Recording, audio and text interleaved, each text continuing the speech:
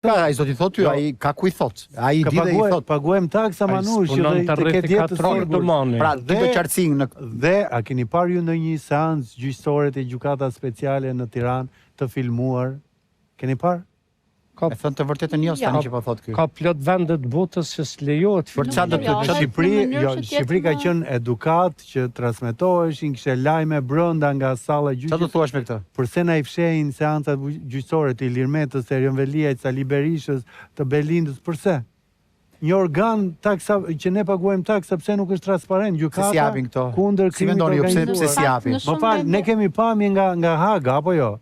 Kemi mbrojtjen që nga bërë ndërkombëtar, diplomat me emra, arsimthaçit dhe UÇK-s.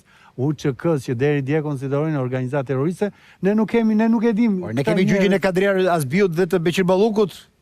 Po në Enver Hoxhës kishte më shumë transparencë. Qofse do të thosh për këtë se më habitet tani. Po pra, a keni parë një seancë? Ja, ai do më japi, pse nuk jepen këto?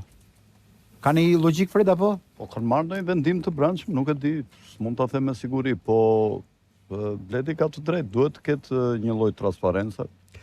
Për këta që sot Bledi që ka pasur kërcënime, kjo është e vërtet.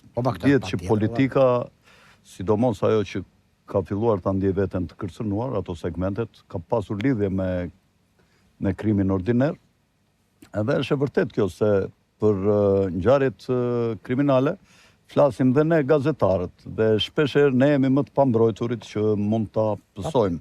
Që të kuptosh për shembull krimin ordiner që bashkëpunon me politikën, bëj një shëtitje kot për shembull nga ish kinema Parizani deri ke Pazari i Ri dhe shikon majtas djathtas, çfarë ndërtesa të bukura ka ose që janë duke u zbukuruar, edhe pyet kush i ka, edhe të kuptosh se deri ku i kanë shtrirë duart, është një bashkëjetese të mërshme.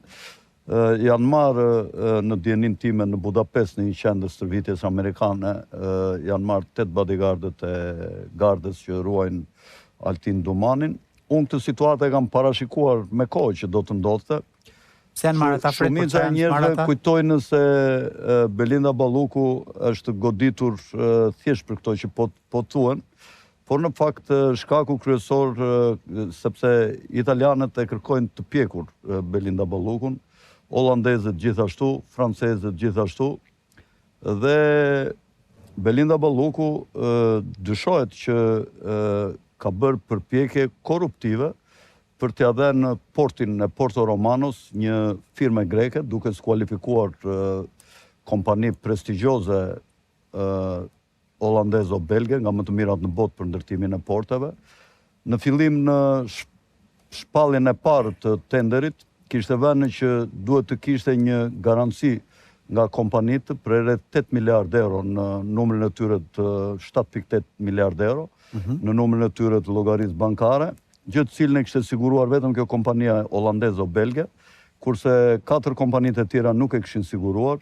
Mirë po, meqense Belinda Balluku, e cila bashkë me Pirovengon dyshohet që mund të jenë dhe bashkëpunëtor të shërbimeve sekrete greke, kam punuar bashkë që të sabotojnë ndërtimin e Porto Romanos, i cili do të jetë porta hyrëse e korridorit 8, ku gjatë një konflikti të armatosur që unë mendoj që do të ndodhë midis Evropës perëndimore, ku mund të përfshihet ose jo dhe Shtetet e Bashkuara dhe Rusisë, ky do të jetë një nga vijat ku do të kalohen më të rëndësishme, ku do të kalohen armatime, tankse, topat, në drejtim të Bullgarisë dhe pastaj ndoshta më lart nga Rumania ose nga frontet e luftës që mund të hapen me Rusinë. Do demontim kjo. Për këtë çështje janë investuar edhe ambasada të rëndësishme në sepse me këtë ajo kaloi vijën e kuqe. Dhe tashi thjesht i kanë hapur çështjet që mund ta kishin toleruar për korrupsionin e brendshëm, por kjo ka kapërcyer vijën e kuqe duke dhe shiko çfarë bën. I thot kompanisë greke që të jap një vlerë për ndërtimin e portit shumë më të ulët se sa japin këta të tjerët, të cilët janë serioz edhe japin vlera të përafërta me koston e investimit. Këta japin vlera shumë më të ulta, 1/4 ose 1/3 e çmimit që japin kompanitë serioze, dhe pastaj gjoja gjatë e fitojnë për shkak të kostos së ulët, dhe pastaj gjoja gjatë punimeve dalin kështu kostot papritura u prish toka këtu.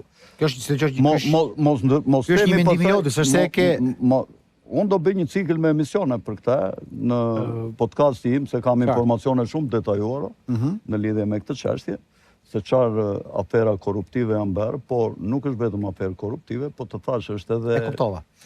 Të hynë geopolitika. Rim pak edhe o di pësa i këthemi. Mjafton të them vetëm një gjë, për shembull pronari që ka qenë një AMC-s, ai administratori që ka qenë një AMC-s ku ka punuar Belinda Balluku, që ishte kështu shefe personeli në kompani, vazhdimisht me shumë njerëz ka thënë që e kam shumë frikë sepse raporton ke shërbimet sekrete greke, bashkë me motrën e vet. Pra, çështja është shumë serioze dhe jo më kot dërgovi dhe pirovengon atje në drejtor në portin e Dushit, ka dhe bomba të tjera më të... Si do qoftë, opinioni është personal dhe do demontim. Në planin social mediatik, Belinda kishte javën e saj të sharjes dhe të shpifjes, siç e ke pas dhe ti Fred Sako, kur ke bërë artikullin horror kundër ditën që vdiq Fatosnano dhe ty të sulmuan e të shanë çfarë nuk dëgjuan. Belinda s'ka nevojë për avokatin time, por ky program ka filluar para se Belinda të bëhet zëvendëkryeministe dhe ti meqense e ditë ke gjithë të nëndeshme, pas ka qenë agjente greke dhe ti nuk e folur deri dje, ke heshtur. E para, e dyta, Belinda Balluku nuk është akuzuar për vjedhje, por akuza, e diti se më duket kete diplom juridiku, akuza e ngritur nga Spaku është barazi, shkele e barazis në tendera, pra nuk kanë vajtur, i kanë gjetur lek të shtëpia që i ka vjedhur. Po pse shkelet barazia e tendera, për çfarë shkelet? Atë ndaj po paguaj taksa unë për Altin Dumani, të ma gje Altini, të ma gje Altini. Po është dyshuar për korrupsion, pra. Dëgjoj, unë jam gazetar, nuk jam... Tendera prandaj shkelen, se për korrupsion... Po duhet vërtetuar si do qoftë, që të flasim me fakte. Mirë, pra, akuza është kjo. Unë mund të them dhe Fredi, kur ka qenë kryeauditus në kontrollin e lartë të shtetit, ka qenë korruptuar, ka qenë agent rus, tani çfarë? Se kemi dëgjuar nga njëri këtë. Ja e them unë. Po mirë, kjo është... Ja e them unë, pra. Budalliqesh. Se budalliqesh. Se Spaku që thot nuk është në nivel thashetemi. Spaku agente greke që ka dalë në... Agente nuk po thot pra ne po them demontoje. E demonton do të zotëri? Po pra, demontimu. Mos kalo. Po të them që kundër kësaj janë investuar tërë ambasadat më të rëndësishme perëndimore. Kaq. Tani, dhe problemi tjetër është që ti përmend firma të fuqishme holandeze dhe belge që kanë marrë pjesë të tendrit i portit Durrësit, po janë skualifikuar. O zotri, është tender ndërkombëtar dhe në fund të ditës ka një gjykatë arbitrazhi ndërkombëtar që Shqipëria